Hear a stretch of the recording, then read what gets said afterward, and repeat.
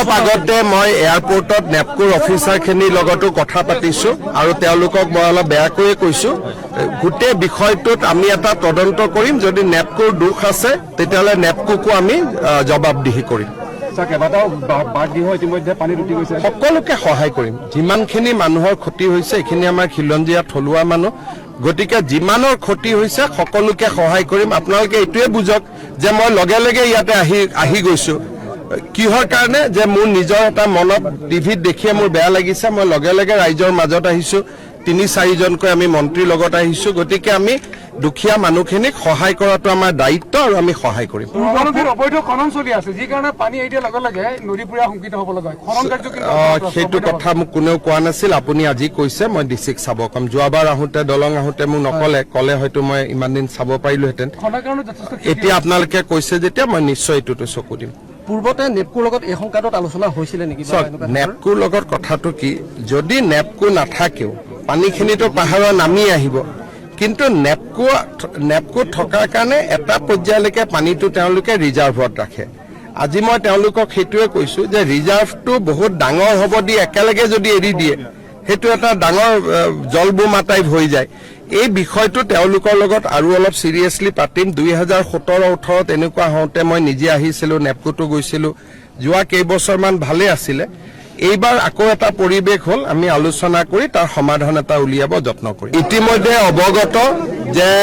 নেপকোৱে যেতিয়া পানী এৰিলে আমাৰ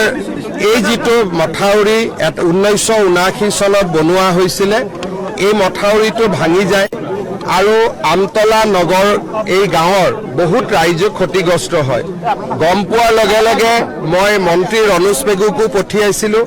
বিধায়ক মানৱ ডেকাও আহিছিলে আৰু আজি মই কেশৱ মহন্ত পীযুষ হাজৰিকা আমি সকলো ইয়াতে আহিলো